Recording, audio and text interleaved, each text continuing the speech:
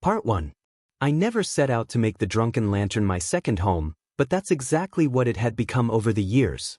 The place wasn't much to look at, a squat, aging brick building wedged between a pawn shop and an abandoned hardware store on Monroe Street. The chipped neon sign above the door buzzed faintly, casting a sickly green glow onto the cracked sidewalk. On nights like this, with the wind howling down from the lake and rattling the loose gutter over the entrance, the bar had a way of feeling like both sanctuary and tomb. Inside, the constant low hum of conversations blended with the muted clinking of glasses. The place had been around longer than I had, and most of the regulars looked like they had come with the furniture.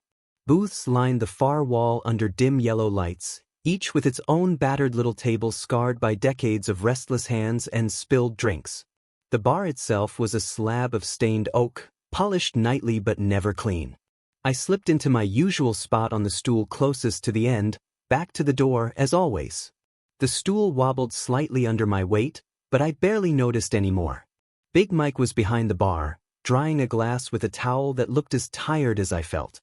He glanced up when he saw me, offering a nod that carried more understanding than any greeting could have.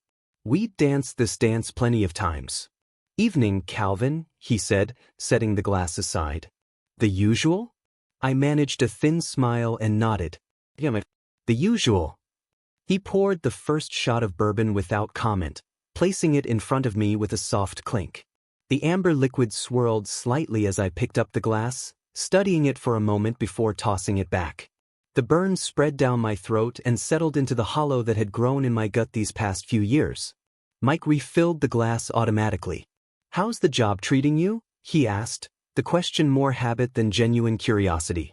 "Same as always," I replied. "Lucky to have it, I guess. Keep the lights on." The truth was less comforting. The factory cut hours every few months, and I was already behind on 2 credit cards. My health insurance barely covered the pills my doctor had prescribed for my blood pressure. That was assuming I even bothered filling the prescriptions, which I hadn't in a while. My ex-wife Shelley had taken care of that kind of thing back when we were still together. Now it was all on me, and I wasn't exactly the responsible type.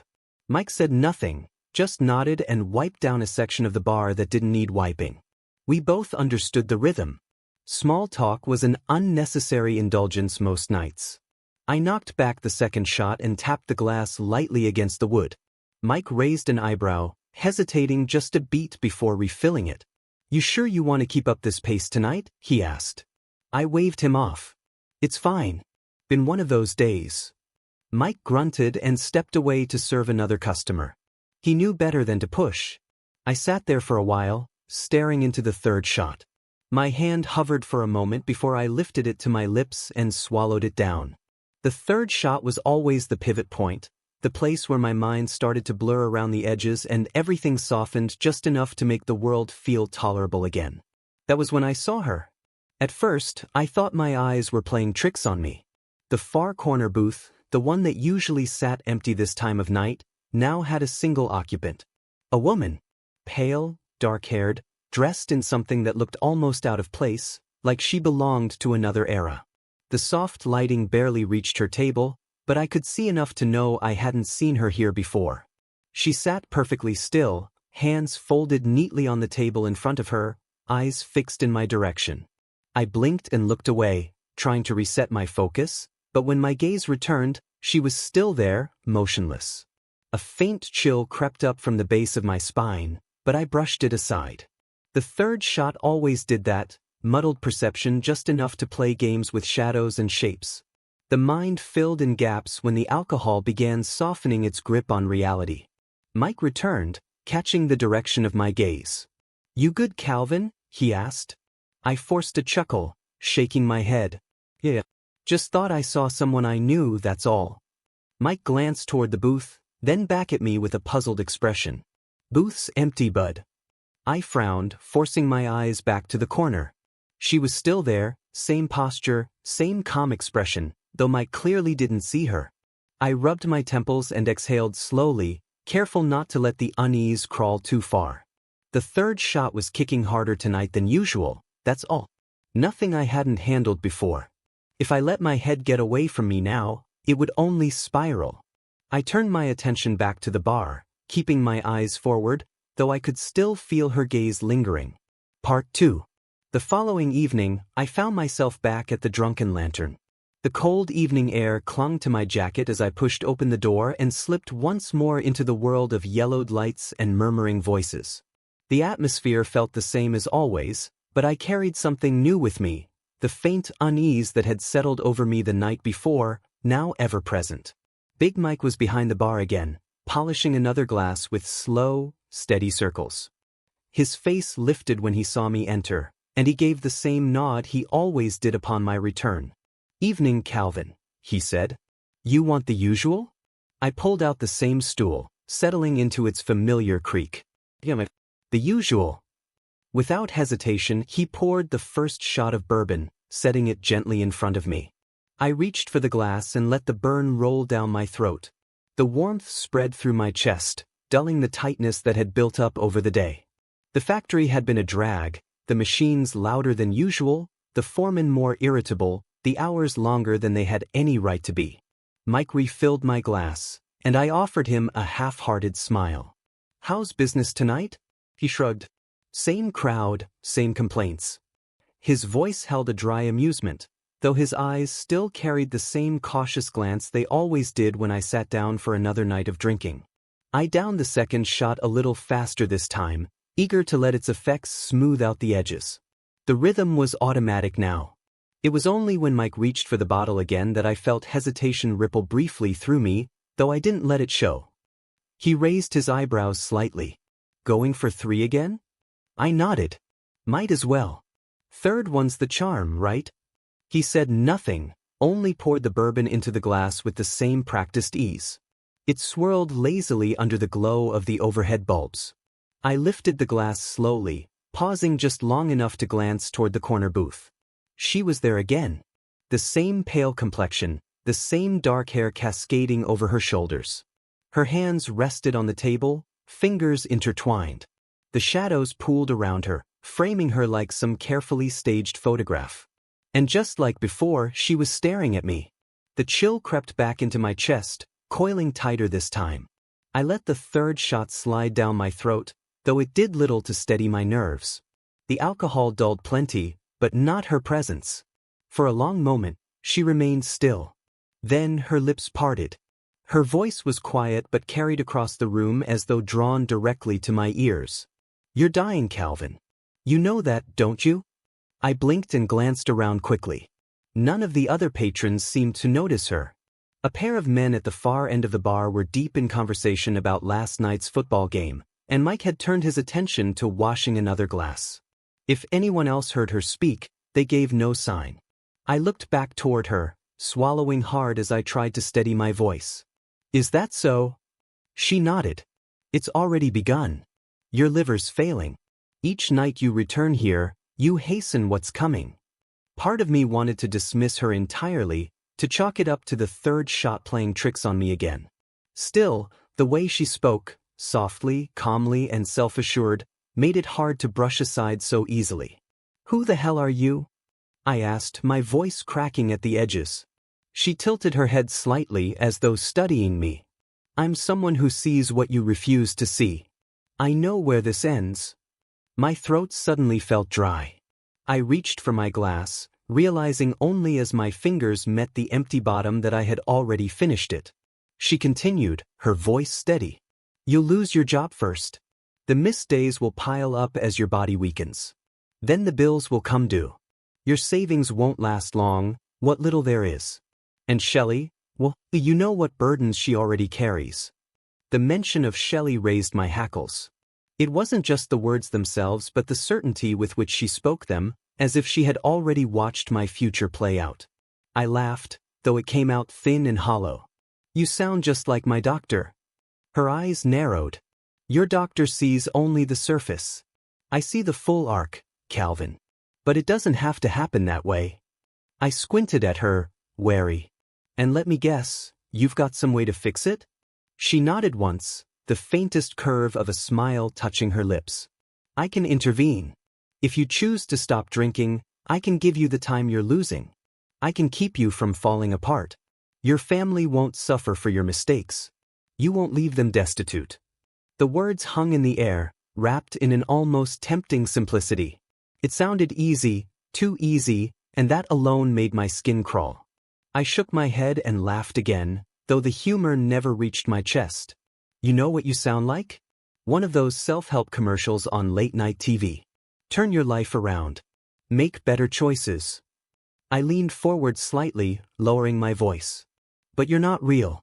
You're some kind of hallucination. Urban dreams. Her smile lingered, calm and unwavering. Believe what you like. But you know the truth of your condition, even if you refuse to say it aloud. I rubbed my hands over my face. When I lowered my hands, she was still there, watching me with that same patient stare, as if she had all the time in the world. I looked back toward the bar, suddenly aware of how heavy my head had become.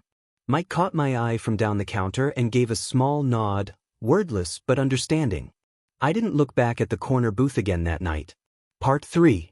2 days passed before I finally gave in to the nagging voice that had burrowed itself into the back of my skull. It wasn't just the woman's words from the bar that had worked their way under my skin, though they certainly lingered. It was the way my hands had begun to tremble in the mornings, how I woke drenched in sweat, the dull ache beneath my ribs growing harder to ignore with each passing week. Denial only works for so long before the cracks start to show. The clinic sat 2 blocks off Main, wedged between an old insurance office and a laundromat that hadn't seen a full row of functioning machines in years. The waiting room smelled faintly of antiseptic and tired carpeting, and the receptionist barely looked up as I checked in. Dr. Monroe called me in after a short wait. He was a soft-spoken man in his early 50s with thinning hair and a face that looked permanently exhausted. We had known each other for a while, though most of our appointments over the years had been short and routine. This visit carried a different weight. He glanced briefly at the chart before setting it aside. His chair creaked as he leaned forward slightly, folding his hands atop his knee. "Calvin," he said, his voice calm but measured, "why don't you tell me what's going on?" I hesitated before answering, though I already knew there was little sense in pretending. "I've been feeling off lately. Tired all the time. My stomach's been acting up. And, well, I figured it was time I stopped ignoring it." He nodded, saying nothing for a moment as he studied my face. "Still drinking?" I tried to meet his gaze, but my eyes drifted toward the floor. "Some. Not as much as I used to." That was a lie, of course. If anything, it has increased over the past few months. The 3rd shot had become 4th, then 5th on certain nights. But I didn't need him lecturing me yet, not until I knew exactly how bad it was. Dr. Monroe sighed and reached for his clipboard. "All right, let's do some blood work. I want to check your liver enzymes, among other things. And I'd like to do an ultrasound, just to see where we're at." The test didn't take long, but the waiting afterward felt endless. By the time he called me back in to review the results, my mouth had gone dry. He sat across from me again, his expression carefully composed, though the gravity beneath it was clear enough. "Calvin, I'm not going to sugarcoat this. Your liver function is severely compromised. The levels we're seeing suggest you're already in the early stages of cirrhosis." The words landed heavily, as though they carried a physical force. My ears rang for a moment, and I struggled to find my voice. That bad?" I stammered. He nodded. "If you continue drinking, the damage will only accelerate. You could start developing complications within months. Fluid retention, bleeding, infections, things that don't go away easily, and in some cases, may not go away at all." I swallowed hard, my throat tightening. "What do I do?" I asked quietly. Dr. Monroe's tone softened slightly. "You need to stop drinking, Calvin. Completely. Your liver can recover to a degree if you make changes now, but time is not on your side. Every day counts." The room felt smaller somehow, the walls closing in as I sat there, absorbing the reality I had worked so hard to avoid. I nodded numbly, offering the empty promise I knew he expected. "I'll work on it." He held my gaze for a moment longer, as if weighing whether to press further, but finally gave a small nod. "I can refer you to a program if you're willing. It's going to take commitment, but there's still a chance you can still turn this around." I mumbled a thanks and gathered my jacket, though my legs felt unsteady beneath me. The fluorescent lights hummed softly overhead as I made my way back into the waiting room and out into the late afternoon chill. As I walked back toward my apartment, the conversation played over in my mind, overlapping with another that had taken place nearly 2 years earlier. I could still hear Shelley's voice in our kitchen that night, her hands clenched into small, trembling fists as tears streamed down her face. "I can't keep doing this, Cal," she had said, her voice breaking. "You promised me you'd stop.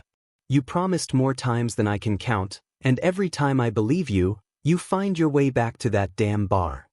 I had stood there, too numb or too proud to respond, unable to admit how far I had fallen.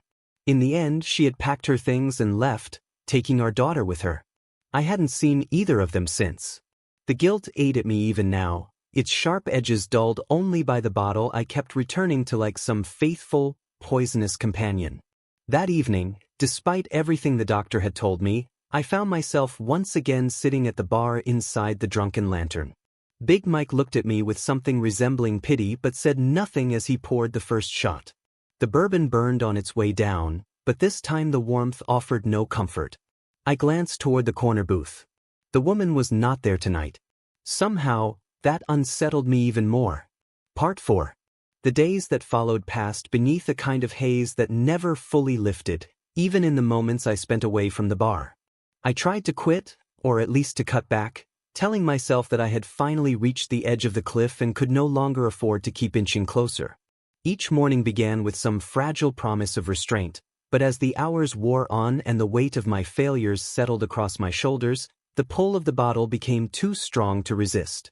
By the time evening rolled around, I was once again pushing open the familiar door to the Drunken Lantern. The warmth inside offered a perverse sort of comfort, the buzz of conversation once again mingling with the quiet clink of glassware behind the bar. Big Mike raised his eyes as I entered but did not speak. It was the silence of a man who had seen others fight and lose the same battle more times than he cared to count. I sat at my usual stool, the cushion beneath me creaking under my weight.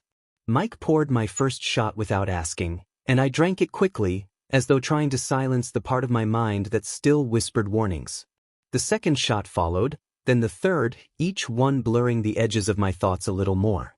The familiar numbness spread through my chest and arms, though it failed to quell my anxiety.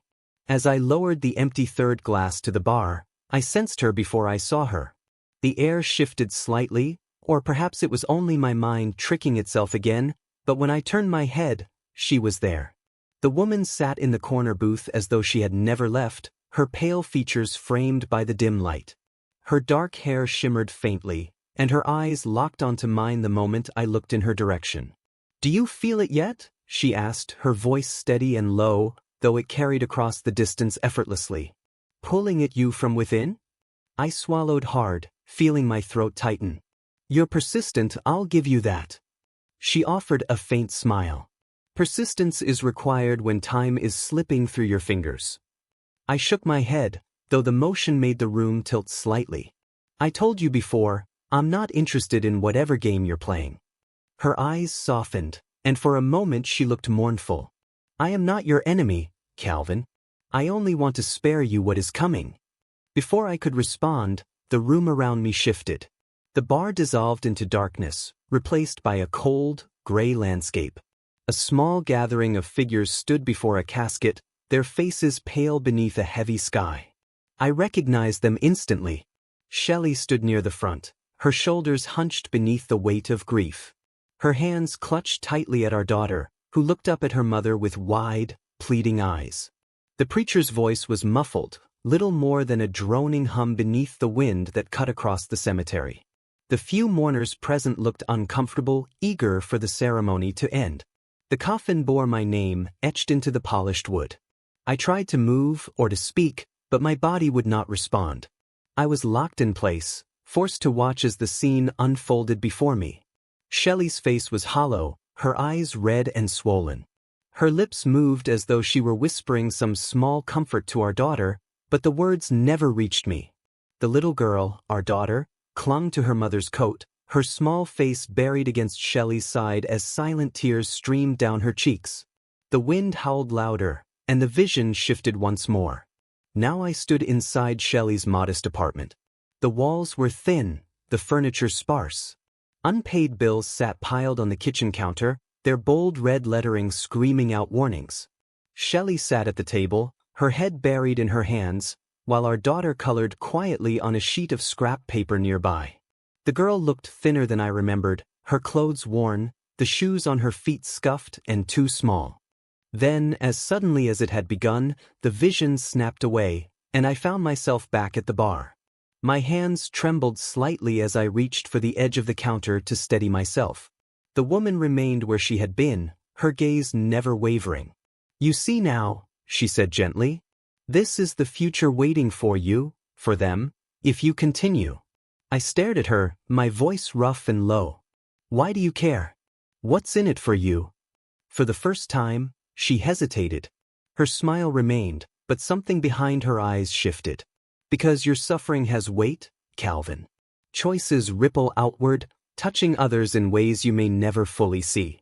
I can ease that burden, for you and for them." Her words dangled in the air, inviting yet unsettling.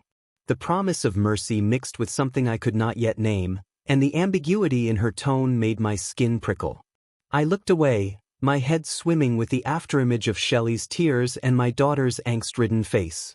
The ache in my chest had grown sharper, but the drink remained in front of me, offering its familiar, poisonous comfort. In the end, I raised my glass again, even as her eyes followed the motion with quiet, patient understanding. Part 5. The nights blended together after that. Each time I told myself I would not return, but each evening ended the same, seated beneath the dim lights of the drunken lantern, staring into the amber swirl of my third helping. The pull was no longer just the drink itself. Something heavier kept drawing me back, something far more persistent than thirst or habit. She was always there now. The woman sat in her corner booth like some permanent fixture, her dark hair cascading over her shoulders in the same effortless manner, her pale hands resting motionless on the tabletop. She watched me with an unsettling calm, as if waiting for me to finally understand what had been there all along. That night, the silence between us broke sooner than usual. Her voice slipped through the space like silk, brushing against my ears with quiet intimacy. "You have seen enough, Calvin. You know what is coming if nothing changes." I stared into my glass, unwilling to meet her gaze directly. My voice was flat when I answered. "I know what the doctor said. I know what you've shown me." She nodded, the motion slow, as though reinforcing what neither of us needed to say aloud. "And still you come here," she said softly. "Still you drink." My throat tightened as I forced down the familiar burn of the bourbon. "It's not that simple." She offered a faint smile, one that carried neither judgment nor mockery. "No, it rarely is." For a long moment, bar ambience filled the silence between us. The world outside our corner of the dive seemed distant, less real somehow. Then she spoke again, her voice lower now, as if inviting me closer. "Would you like me to ease this burden?" she asked. I let the words hang for a moment, my mind crawling along the edges of her meaning. "Ease it how?" "I can intervene, as I've told you. Your family will not suffer. Your daughter will not go hungry. Shelley will not bear the weight of your passing. The threads unraveling around you can be gathered and secured." I met her eyes then, unable to mask the suspicion rising within me. "And in return? You're not offering this out of kindness." The faintest flicker of amusement passed across her features. "No, not out of kindness." "Then what?" My voice grew rougher, the frustration pressing closer to the surface. "What do you want from me?" She sat straighter, her hands folding neatly together atop the table as though preparing to deliver a formal proposal. "Suffering, Calvin. That is my sustenance. Not the suffering of your family, nor the physical collapse of your body. Those bring me little. What nourishes me is the private, quiet torment that lives inside you. The guilt, the regret, the hollow ache you carry every day whether you drink or not." A cold wave crawled beneath my skin. I stared at her, trying to steady my breathing as her words sank deeper. "You mean you want me to live," I said slowly, piecing it together, "but not to heal." She nodded once, her voice still gentle. "Precisely. You will live longer than you would on your own, but you will carry your burden with you. The guilt will remain, as will the knowledge of what might have been. That pain is sustaining. I clenched my jaw, my hand tightening around the glass. So either I drink myself to death and leave them to suffer, or I live like this. There is no path free of consequence, she replied. Only choices. For a moment, the world outside the bar seemed to fade entirely. The dim light above the counter flickered softly, casting shadows along the bottles lined behind Big Mike. The other patrons' conversations blurred into a distant murmur, as if I had been drawn into some separate chamber where only she and I existed. Hers was a perverse kind of mercy. My family would be spared, but at the price of carrying the very guilt that had brought me here in the first place. And somehow, I realized with a sick twist of clarity, part of me had been waiting for this, had wanted someone to offer me a way out that let me keep my failures while pretending they served some purpose. She watched me closely, her head tilting slightly, as though reading my thoughts as they formed. You sought escape in the bottle, Calvin, she said softly. I offer a different kind of escape. A quieter one. I let out a long breath. The familiar burn of the bourbon was gone now, replaced by something colder and far more insidious. For the first time, I understood her true nature. Part 6. The following morning, the ache behind my eyes had dulled, though a familiar pressure remained behind my temples. My mouth tasted dry and metallic, but the worst of it had receded, leaving behind the remnants of something that had once been overwhelming. I stared at the ceiling for a long while before rising. The apartment was quiet except for the faint hum of the refrigerator, the air heavy with the scent of stale coffee grounds and the lingering residue of old cigarette smoke. The bottles that once littered the kitchen counter were gone, swept into a garbage bag the night before. I had not allowed myself time to think as I filled it, moving mechanically, afraid that any pause might weaken my resolve. The urge to return to the drunken lantern remained, though its pull had shifted. It was no longer the promise of release that called to me. A kind of gravity had settled in me, drawing me back to where all of this had begun. That evening, as the sun dipped beneath the rooftops and shadows stretched across Monroe Street, I found myself once again pushing open the door to the bar. The familiar hum of conversation washed over me, mingling with the scent of old varnish and worn leather. The neon glow from the sign outside bled through the fogged windows, casting soft green hues along the floor. Big Mike looked up from behind the bar. As I approached, he offered a small nod, more cautious than his usual greeting. You back for another round? He asked, his voice careful. I shook my head. Just a club soda tonight. He raised his eyebrows but said nothing, retrieving a clean glass and filling it with ice before setting it gently in front of me. The soda fizzed softly as the carbonation danced to the surface. I wrapped my fingers around the glass, feeling the cool condensation against my skin. I let the cold liquid settle in my mouth for a moment before swallowing. The absence of burn was jarring, a sharp reminder of the choice I had made. Or at least, of the choice I believed I had made. Out of habit more than intention, my eyes drifted toward the corner booth. She was there. The woman sat in her usual place, hands folded neatly atop the table, her posture as still and graceful as ever. Her pale features caught the dim light, casting faint shadows beneath her high cheekbones. She did not speak this time. Instead, she watched me with a faint, knowing smile, as though observing a seed she had planted now beginning to take root.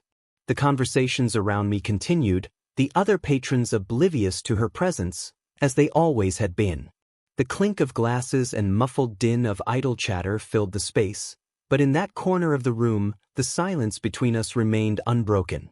I sipped from my glass again, the cool bitterness of the soda anchoring me in the moment. Yet even as I sat there, sober for the first time in longer than I cared to admit, I could feel her presence lingering like a shadow stitched to my spine. This was not freedom. Not really. The bargain had been struck, whether by my words or by my weakness, and now she waited. Not for my death, but for what would follow in the slow, steady absence of the drink. The guilt would remain, carefully tended and cultivated, its weight pressing inward as the days stretched ahead. Her smile remained, quiet and patient, as though content to let time do its work.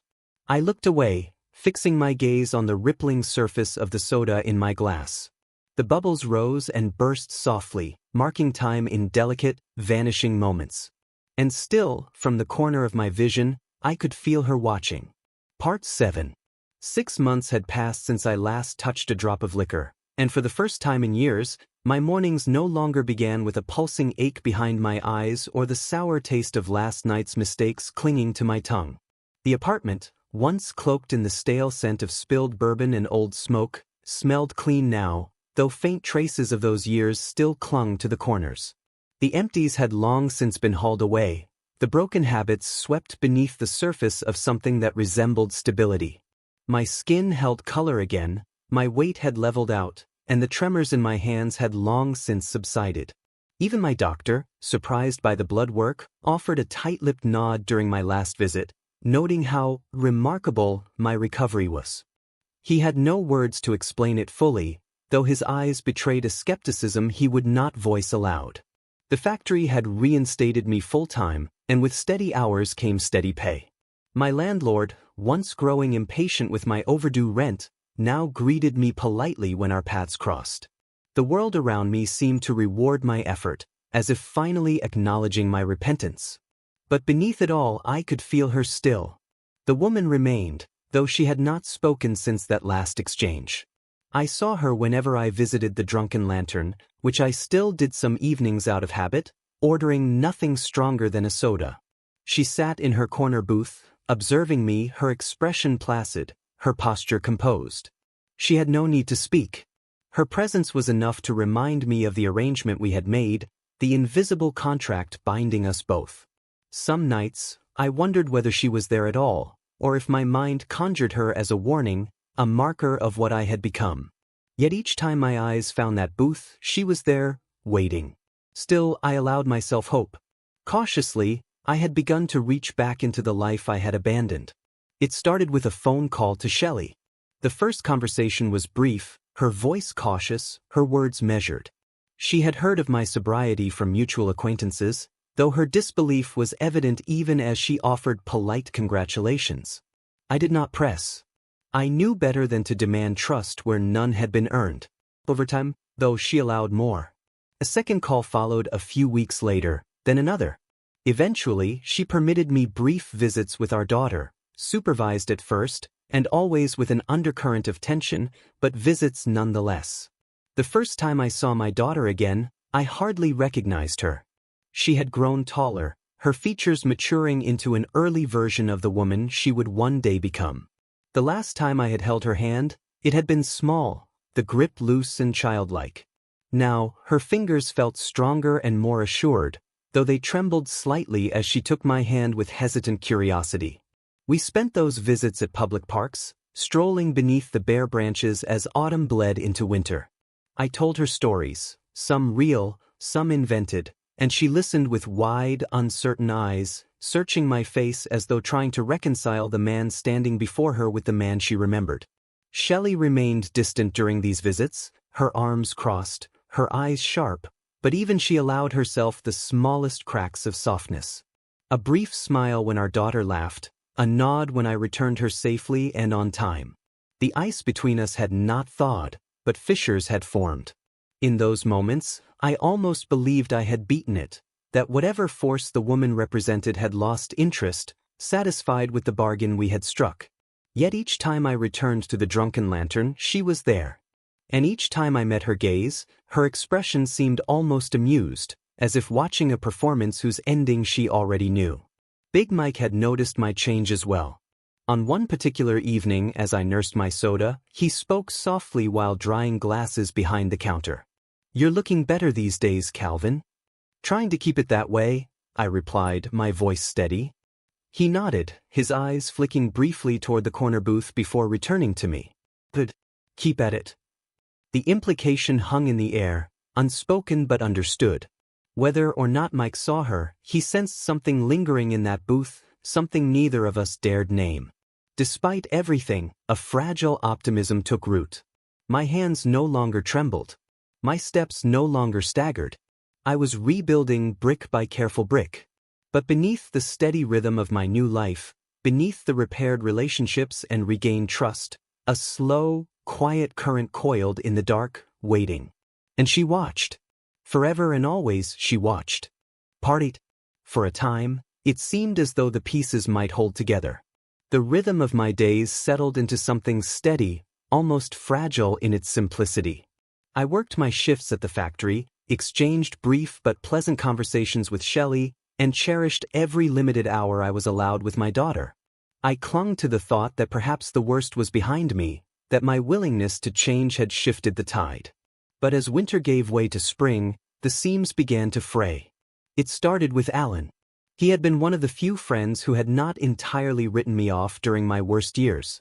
Though our contact had grown sporadic while I spiraled, he was one of the first to answer when I reached out again. We met for coffee on a quiet Sunday morning, and for the first time in years, we spoke easily, as though no time had passed at all. He offered to help, to reconnect me with some of the people I had lost along the way, to rebuild the bridges I had so thoroughly burned. Less than a week later, Alan's car was struck head-on by a delivery truck whose driver had fallen asleep at the wheel. The crash killed him instantly. I attended the funeral, standing apart from the clusters of mourners who had gathered beneath a low, overcast sky. The priest's voice droned softly over the heads of the grieving, but the words were distant, hollow against the storm brewing inside me. The woman stood near the edge of the cemetery beneath a black umbrella, her figure faint beneath the veil of mist. She did not move, nor did she approach. She simply watched, her eyes fixed on me. I saw it then, not satisfaction exactly, but a kind of deep, quiet nourishment. The moment I felt my chest tighten, when I had to look away from Alan's casket just to keep standing, her posture straightened ever so slightly. Her skin looked smoother, almost luminous beneath the gray sky. That was the first time I understood what she was doing. She wasn't punishing me. She wasn't reaping misfortune at random. She was harvesting me. Other fractures followed. Shelley's boyfriend, a man named Marcus who had treated both her and my daughter well, called one evening to say he had lost his job. The company was downsizing, and his department had been cut without warning. His voice over the phone was full of confidence, but the fear behind his words was unmistakable and familiar. In the weeks that followed, I saw the toll the loss of Marcus's job took on Shelley. The tension in her face grew sharper each time we spoke. The stress of finances returned, the old burdens weighing her down. Though she never said it directly, I could feel the resentment simmering beneath her polite words when I visited my daughter.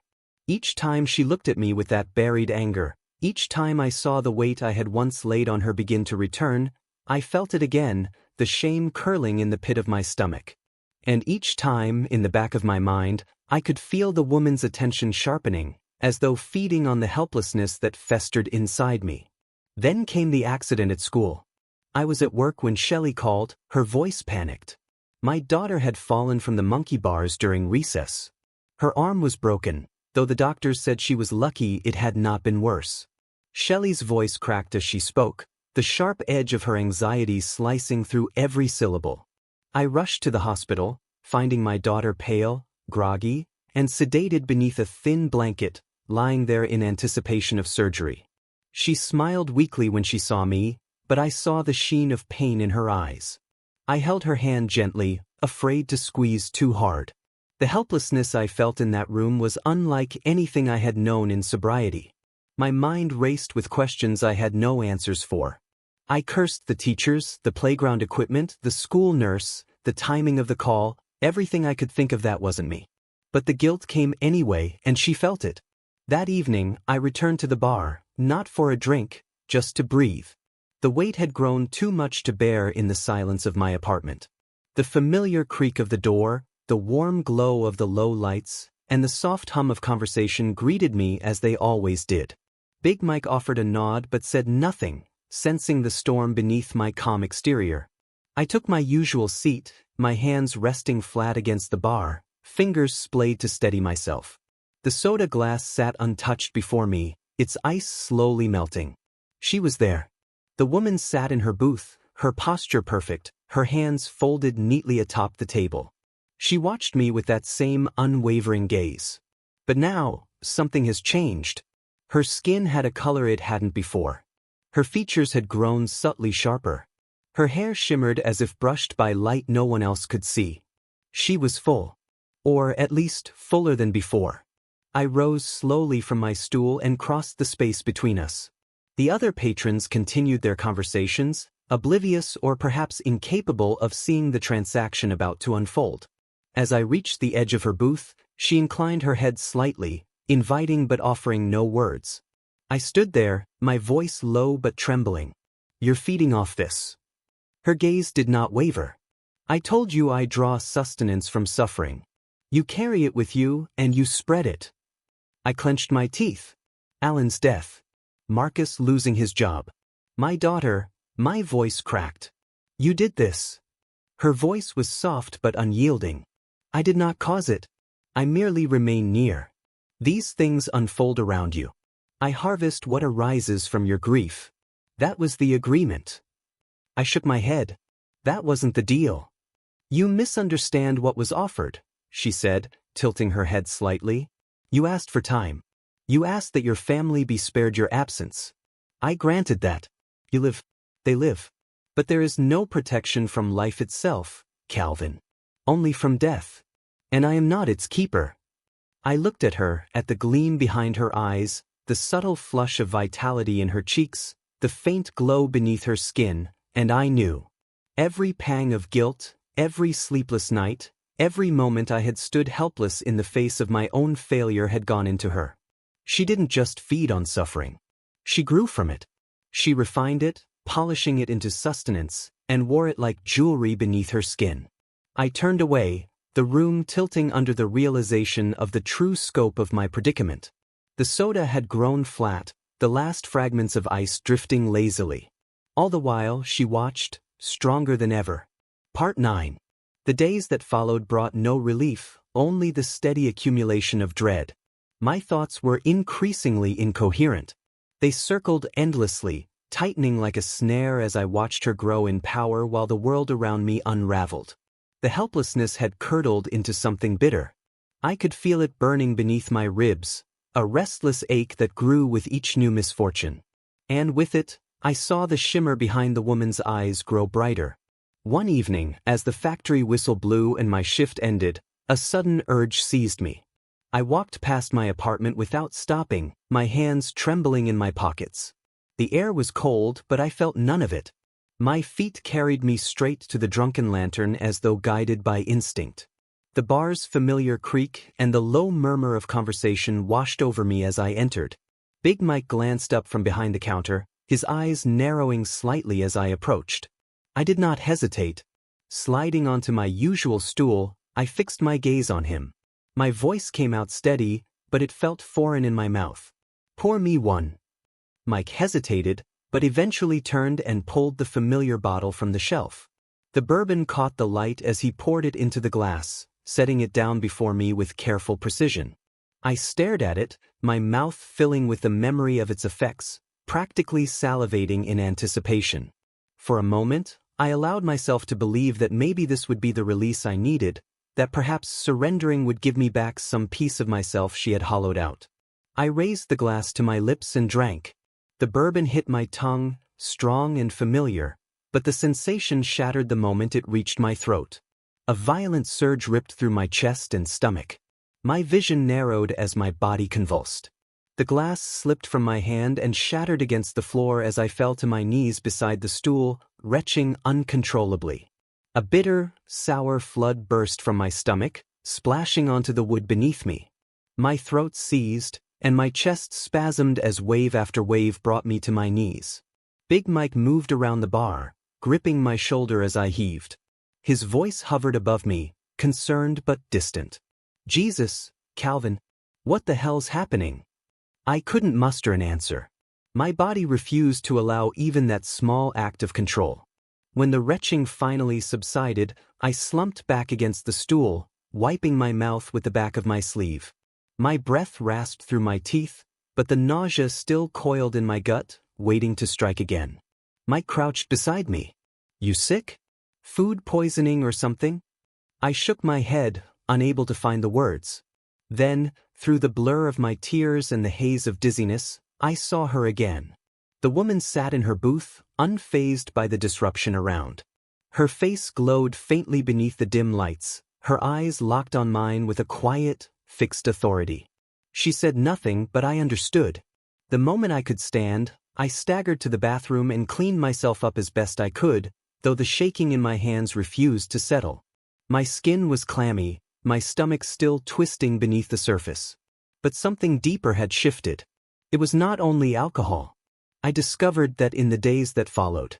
When I tried to calm myself with cigarettes, the smoke sent me into violent coughing fits, my lungs seizing after only a few drags. When I reached for greasy takeout in a moment of weakness, my stomach rejected it before I could finish half the meal. When I tried to dull my mind with over-the-counter sleep aids, I spent the entire night pacing, my limbs restless, my skin crawling with invisible needles. It did not matter what method I chose. My body repelled them all. I was being preserved. The woman allowed me no poisons, no vices, no means of sabotage. My health remained intact, my flesh unwilling to rot from the inside. I could not escape into sickness. She would not allow it. One night, after yet another failed attempt, I returned to the drunken lantern. The stool beneath me creaked as I sat, staring into the empty glass in front of me. The soda was untouched, the ice long since melted. She waited in her usual place as she always had. This time she spoke. "You are mine, Calvin," she said, her voice carrying easily through the air, as though the noise of the bar bent around her words. "You cannot unmake what has been done." Her voice was neither cruel nor mocking. It carried the finality of a lock closing into place. I looked at her, and for the first time, I saw the prison for what it was. Not bars. Not chains. Something far more suffocating. It was the life I had fought to reclaim. And she had made certain I would live it. Part 10. In the weeks that followed, my desperation curdled into something colder and far more dangerous. I understood now that there would be no peace waiting for me at the bottom of a bottle or in the creeping corrosion of my health. She had locked every door that led inward. But there were still other exits. I began to plan. The first attempt was almost impulsive, though the thought had nested in my head for days beforehand. I drove out to the lake after my shift ended, parking near the old pier where the water ran deep and dark. The shoreline was empty, the sky heavy with low clouds that strangled the moonlight. The wind tore across the surface, rattling the wooden planks beneath my feet as I stepped to the edge. The cold bit through my skin as I waded out, pushing forward until the lake swallowed my waist, then my chest, and finally my throat. My breath came faster as the icy water pulled at my ribs, urging me downward. I let myself sink beneath the surface, eyes squeezed shut, lungs burning as the darkness pressed in. But something seized my legs. Not a hand or a force I could see, but a convulsion that twisted my muscles sharply, snapping my body into motion against my will. My head broke the surface before I could stop it, and air rushed into my chest with a ragged gasp. My limbs flailed toward the shore, propelling me forward with a strength I did not summon. Each time I tried to stop swimming, my arms betrayed me, pulling me closer to the beach until my knees struck the shallows. I collapsed on the gravel, heaving, shivering, unable to fully comprehend whether I had saved myself or been pushed. My body lay spent beneath the whispering wind, but my eyes found her almost immediately. The woman stood near the edge of the pier, her figure outlined against the shifting gray of the clouds.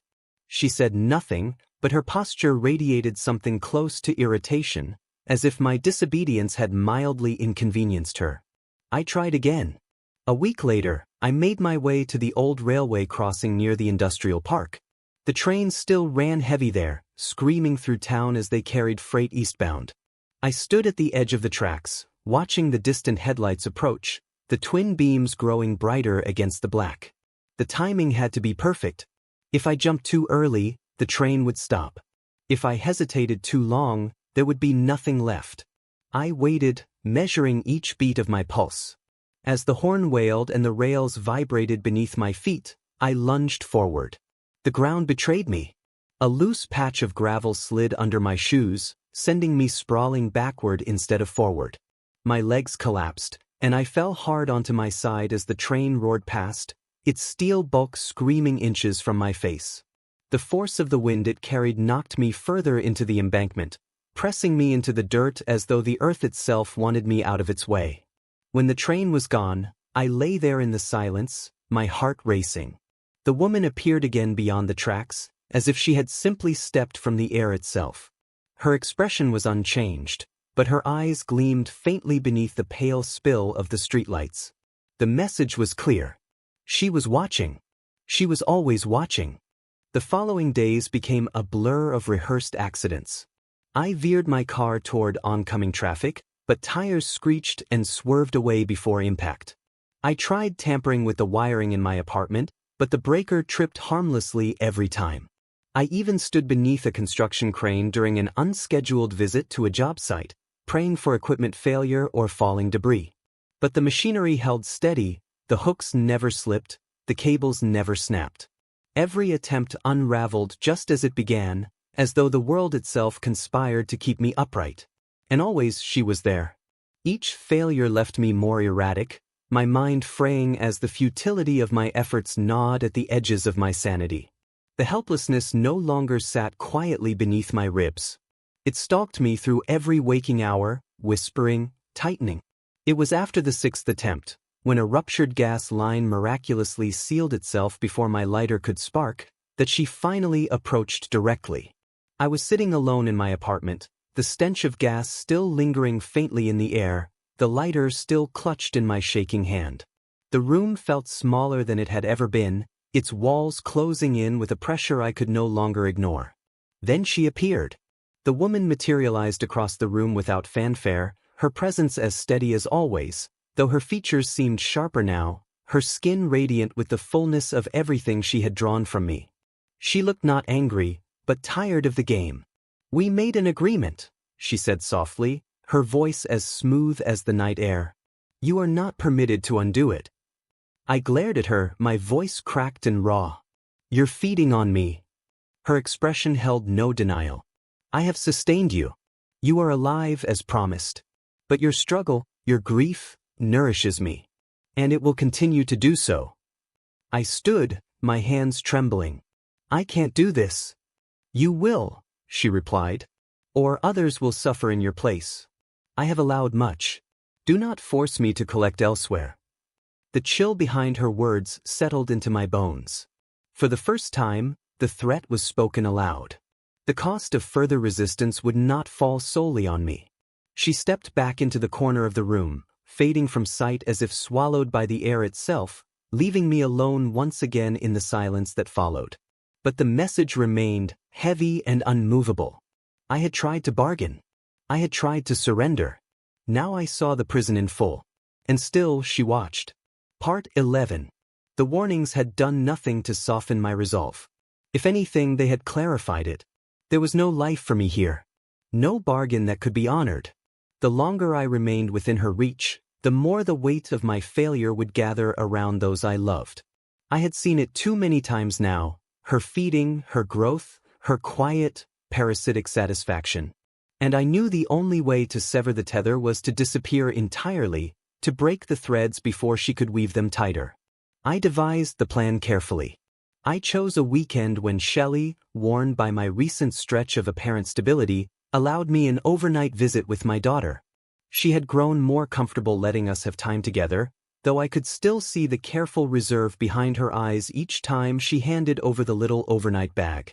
This time, I took the bag, nodded my thanks, and promised we would return Sunday afternoon. We would not. I had packed what I could in secret. Cash, food, spare clothes, a burner phone. The truck's tank was full. I planned a route that would take us north, into the back roads that crawled toward the state border where I could lose whatever faint trail might follow. There would be no goodbyes, no explanations. Only escape. My daughter sat in the passenger seat beside me, her small frame bundled in a puffy jacket, her eyes bright with the excitement of a trip she did not understand. She asked where we were going, but I smiled and told her it was a surprise. I couldn't bring myself to say more. The sky darkened as we drove, the long stretch of highway ahead lit only by the occasional flicker of roadside lamps and the endless sweep of the headlights cutting through the early winter fog. The radio hummed softly beneath our voices, and for a brief moment, some part of me dared to believe that this might work, that I had finally found a seam in the prison walls. But the world has a way of closing in. Somewhere just past mile marker 212, where the highway curved sharply along the edge of an embankment, a set of headlights appeared too suddenly ahead, weaving wildly across the divider line. The oncoming sedan jerked erratically as its driver fought for control, the distance between us evaporating in seconds. I gripped the wheel and swerved hard to the right, tires screaming as we veered off the pavement. The truck skidded across the loose gravel shoulder. I tried to correct, to guide us back onto the road, but the rear wheels lost traction entirely. The world spun sideways. There was a sickening lurch as the truck's frame twisted beneath us, metal groaning under the strain. The embankment gave way beneath the weight, and the vehicle tumbled, rolling end over end down the steep incline. Glass shattered around us, shards catching the faint light as they scattered into the darkness. When the truck came to rest, it did so on its roof, its weight creaking against the twisted guardrail and the crushed remains of an old tree. For several seconds, there was no sound but the gentle hiss of leaking fluids and the faint ticking of the cooling engine. I hung upside down by the seatbelt, the wind knocked from my chest, my vision swimming. My hands fumbled numbly with the latch until it gave way, dropping me heavily onto the roof of the cab. Panic surged as I turned toward the passenger seat. Her small frame hung still, too still, the belt cutting sharply into her tiny chest. Her face was pale, streaked with blood that ran in narrow rivulets from a gash along her temple. Her eyes were closed. I scrambled toward her, my hands shaking violently as I struggled to release the buckle. When it finally gave, she slumped into my arms, limp and cold. I called her name. Once, twice, a dozen times. My voice broke with each repetition, cracking under the weight of what I refused to accept. I pressed my ear against her chest, praying for breath, for the faintest flutter beneath her ribs. There was nothing. Somewhere above, distant sirens wailed, their echo weaving through the hills as first responders closed in. The flashing red and blue lights painted the trees in violent colors, strobing across my daughter's lifeless face. I held her there, cradling her against my chest, rocking gently as if motion alone could summon life back into her. My tears soaked into her jacket, my breath hissing through clenched teeth as the numbness consumed me. Then I saw her. The woman stood at the edge of the clearing, her figure illuminated by the rotating beams of the rescue trucks as they maneuvered down the embankment. She looked different now, fuller, radiant in a way that was almost obscene beneath the gravity of what had just unfolded. Her skin seemed to hum beneath the lights, her eyes gleaming with a richness I had not seen before. The sharpness of her features had softened into something regal, as though she had been elevated by the meal I had unwittingly prepared. Her gaze met mine, steady, unflinching, and utterly saturated with satisfaction. The grief inside me cracked wide, splitting apart whatever fragments I had held together for so long. The howl that tore from my chest was not one of rage, but of something deeper, something that emptied me entirely. I could feel her feeding. The raw agony of that moment poured into her like blood drawn from an open wound, her posture straightening as the fullness of it soaked into her core. And I was powerless to stop it. I stayed like that until the paramedics pried my daughter from my arms, until they wrapped her in the pale cloth and lifted her onto the gurney that would carry her away. The woman remained through it all, silent, watching, her radiance growing brighter beneath the pulse of my devastation. Part 12. The days that followed bled together into a gray, shapeless current. The funeral came and went like a hollow ritual, its weight staggering not for its ceremony, but for what it could not undo. Faces drifted past me, friends, family, strangers, all offering their words of comfort as though any arrangement of syllables could soften what had been carved into me. Shelley stood at a distance throughout the service, her grief folding inward while mine spilled out unchecked. She did not speak to me beyond what was necessary. In her eyes, I saw only the confirmation of every fear she had once held, now realized in the worst possible way. The reporters, the detectives, the endless questioning afterward, all of it passed through me without leaving marks. The accident was ruled as such, A tragic confluence of mechanical failure and misfortune. No charges. No arrests. Only the unrelenting echo of absence. And through all of it, the woman did not appear. Not immediately. Her absence was a presence of its own, more suffocating than her gaze had ever been. For the first time since our bargain was struck, I could not feel her watching. The hunger that had once hovered so near seemed finally quieted. But that silence carried its own kind of dread. Eventually, as the weight of empty hours pulled me back toward familiar patterns, I returned to the drunken lantern. The bar was nearly empty that evening, its usual low hum reduced to the quiet scrape of Mike's rag along the counter and the occasional soft clink of glassware. The air smelled of old varnish and the faint metallic bite of the soda I sipped out of habit more than desire. Mike glanced at me briefly as I took my usual seat but offered no words. There was nothing left between us that words could reach. I sat there, feeling the brittle edges of the world pressing in around me, when I sensed her. She was standing behind me, though I had not heard her enter. The air shifted faintly, the temperature bending just enough for my skin to recognize the shape of her presence before my eyes followed. I turned slowly. The woman stood there, unchanged in posture but transformed in bearing. Her radiance had grown to something almost ethereal, her features smoothed and sharpened in equal measure. Where once her beauty had been unsettling, it now carried the quiet authority of something fully fed, fully satisfied. Her eyes held mine without effort, and for a moment, I could no longer muster the strength to feel anything at all. She spoke softly, her voice threading through the emptiness of the bar like silk against skin. "It is complete." The words did not require explanation. The hollow inside me trembled under their weight. "I have fed, and I am satisfied," she continued. "Your suffering has nourished me as I knew it would. And as promised, you have been spared." I swallowed against the dryness in my throat, my voice barely finding its way into the air. "Spared?" She inclined her head slightly, as though granting an audience rather than offering comfort. "You will experience a long life, Calvin. Devoid of physical pain. Your body will not decay as others do. Your health will endure." The pause that followed was deliberate. She allowed the words to settle fully before continuing. "It is my reward to you." The sickness that welled inside me was not from her promise but from the truth behind it. There would be no more accidents, no more escapes. I would live, fully, for as long as my mind could bear it. She studied me for a moment longer, as though weighing whether any final lesson remained to be taught. Finding none, she offered a faint smile, neither cruel nor warm, but simply final. Then she was gone. No flicker. No vanishing into mist. No parting flourish of supernatural display. She simply ceased to occupy the space where she had stood, as though the world had quietly sealed the door behind her.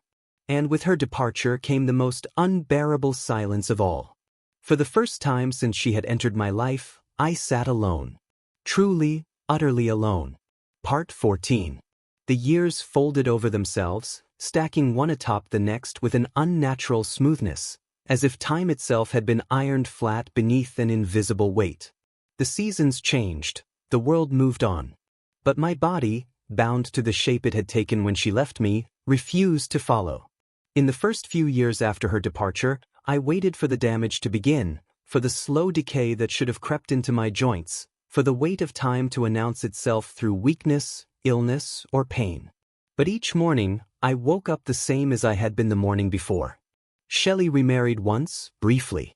The man she chose was kind enough, though I saw in her eyes that she never fully returned to who she had been before the accident. The second marriage dissolved quietly, and after that, she never married again. She grew older, her hair silvering, her posture softening. She aged with the grace of someone who had already lost more than time could threaten. When she passed, I stood at the back of the service, much as I had for Alan years before. The mourners whispered politely about my appearance, about how I had held up over the years. None dared to say aloud what each of them saw, that I had not aged. Not in any meaningful way. Her grave joined our daughters beneath the old maple tree at Fairview Cemetery. I visited them both often, sometimes in the early hours before the groundskeeper arrived, sometimes late at night, when the world quieted enough for the weight inside me to settle fully against my ribs. Friends fell away in steady succession. Some slipped quietly into their final beds. Others fought fiercely against the illnesses that crept upon them in their last years. I attended their funerals, each one carving out a little more space inside me where grief gathered like a slow flood rising against unyielding stone. Eventually, the world outside began to take notice. The first doctor to study me grew increasingly puzzled as blood work after blood work returned within perfect ranges. Scans, tests, evaluations, all normal. Healthy, stable, unchanged. When word spread, the researchers came. They ran their batteries of examinations with quiet fascination, their white coats rustling like paper as they moved from machine to machine, their faces lit by the soft glow of monitor screens. They whispered phrases like biological anomaly and age-resistant physiology, careful to keep their tones clinical while their eyes betrayed their wonder. The press followed soon after. Journalists labeled me everything from miracle to mystery. Segments ran on local and national stations for a time. The attention burned hot, briefly, before the world's appetite for novelty moved elsewhere. I declined the book deals, the speaking offers, the invitations to become some grotesque public curiosity. I had no desire to explain what could never be understood. After a while, the world stopped asking. The decades stacked higher. My reflection remained unaltered, though the eyes that stared back from the glass had hollowed in ways no photograph could capture. The body preserved itself. The mind did not. I moved through apartments, then smaller apartments, and finally to a single-room flat above an old tailor shop downtown.